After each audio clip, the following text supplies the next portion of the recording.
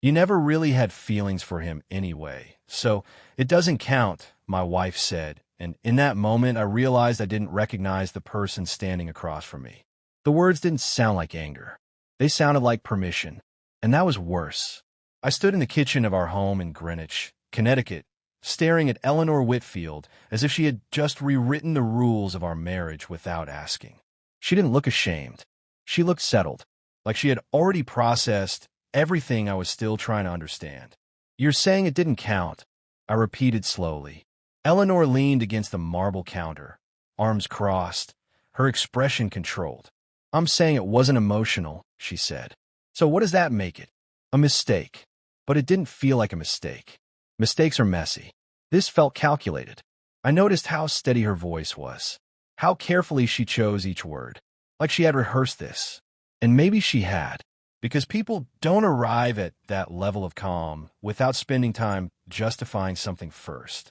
I walked to the window, looking out at the quiet street lined with identical hedges and expensive silence. Everything about our life had been structured, predictable, safe, and suddenly none of it felt real. How long? I asked. There was a pause.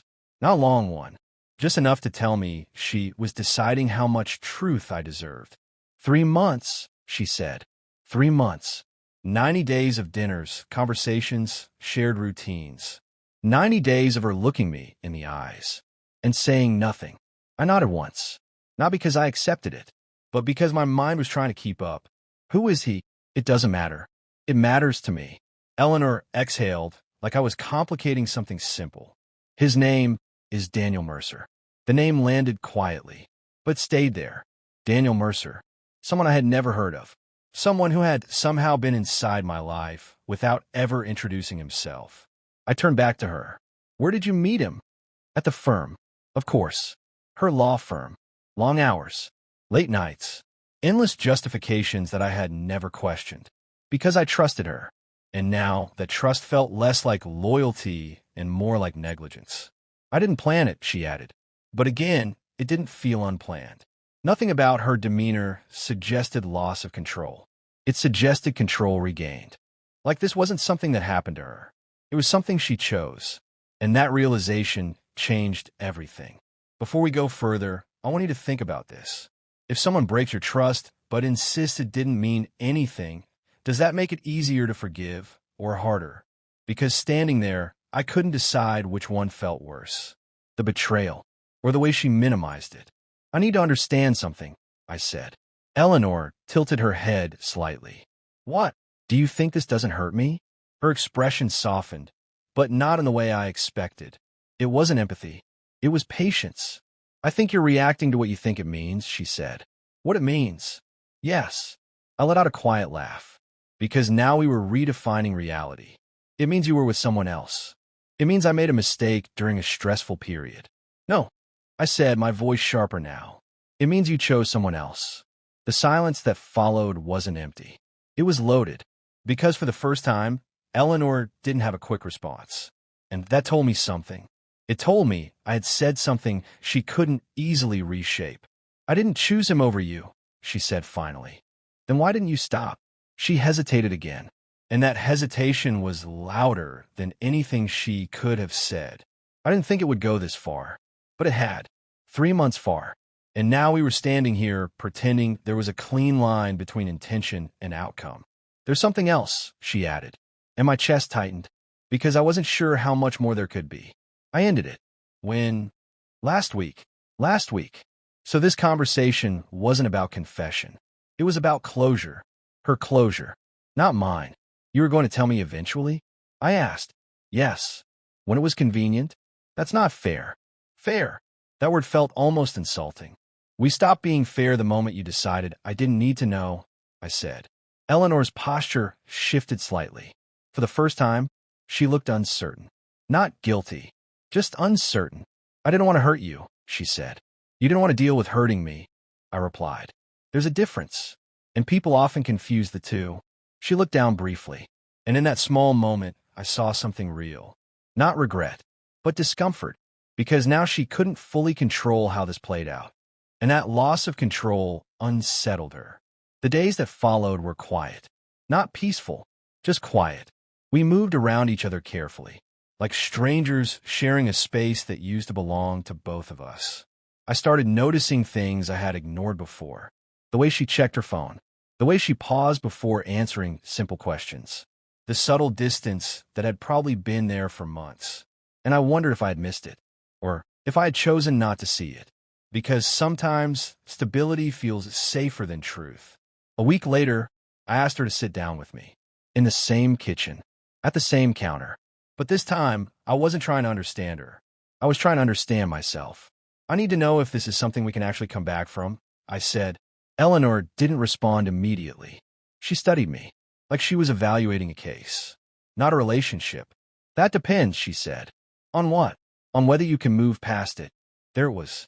Responsibility shifted, placed neatly on my shoulders, as if my ability to forgive was the only variable that mattered. And you? I asked. Are you willing to do anything differently? She paused, and that pause was everything.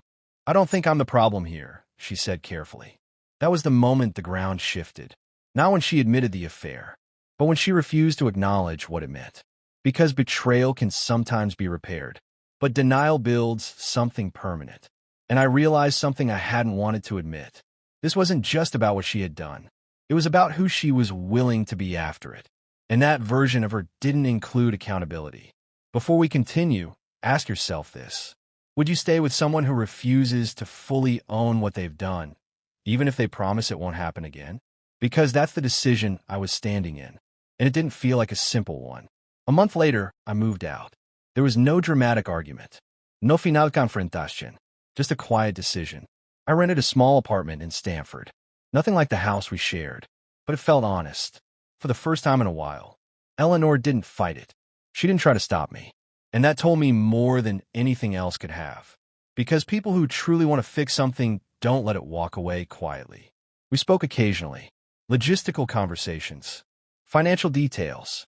Things that made separation feel like a process instead of an ending. And in those conversations, she was always composed, always reasonable, always distant, as if the emotional part of our marriage had already ended long before I realized it. 6 months later, the divorce was finalized. No scandals, no public fallout, just paperwork and signatures, and a quiet understanding that something had ended. Not because of one mistake, but because of everything that came after it. I still think about that moment in the kitchen, about the way she said it didn't count. And I realize now what she really meant. She meant it didn't count to her, but it counted to me. And in the end, that difference was everything. Because relationships aren't defined by what one person feels. They're defined by what both people are willing to acknowledge. And when that balance disappears, so does everything else. Personal reflection. This story reveals something deeper than infidelity alone. It highlights the difference between action and accountability. Eleanor Whitfield did not present herself as malicious or intentionally harmful. Instead, she framed her behavior as situational, almost procedural, which reflects how people often rationalize their own actions to protect their self-image. From a psychological perspective, her insistence that it didn't count suggests cognitive dissonance. She needed to reduce the weight of her actions in order to continue seeing herself as a rational and ethical person. On the other hand, Carter Whitfield's response was not explosive or reactive. His process was internal, observant, and slow. He wasn't just reacting to betrayal. He was evaluating whether the emotional framework of the relationship still existed. What ultimately ended the marriage was not the affair itself, but the absence of shared reality.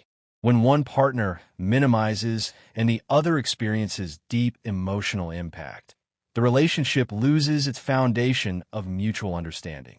Neither character is entirely right or wrong. Eleanor prioritized control and emotional detachment. Carter prioritized emotional truth and accountability. These two approaches are fundamentally incompatible over time. The story reflects a common human dynamic.